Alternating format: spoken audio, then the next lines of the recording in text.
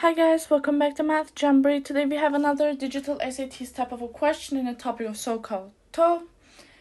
The question is, in the figure above, what is the value of cos A? Now let's see what SOH-CAH-TOA means, and then we will continue. You will get the hang of it very quickly because it's a piece of cake.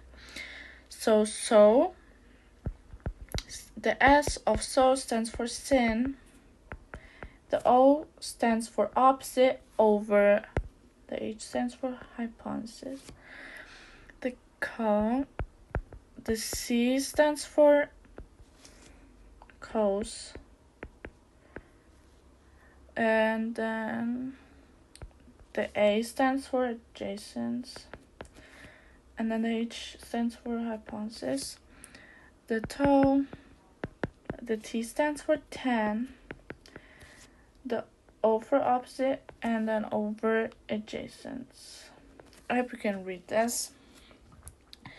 Now, actually, before I continue with the actual question, I want to tell you what opposite over hypotenuse mean, or adjacent over hypotenuse, so you don't get yourself confused.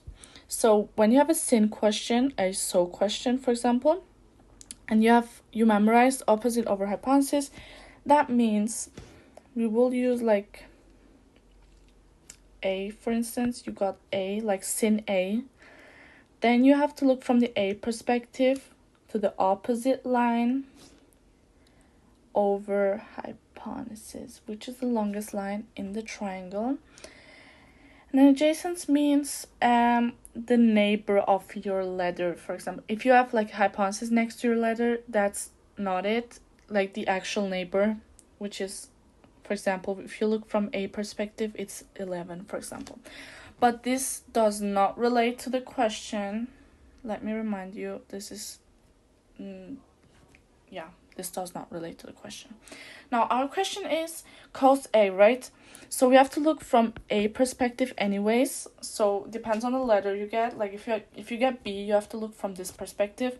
So keep in mind and don't forget the letters, or don't mix up the letters. Now, cos A means ca, adjacent over hypotenuse, that means our neighbor, and then our longest line in the triangle, which means 11 over 61, which is the choice D. I hope this video helped you out. If it did, give it a thumbs up, and if you have any questions, comment down below. Thank you.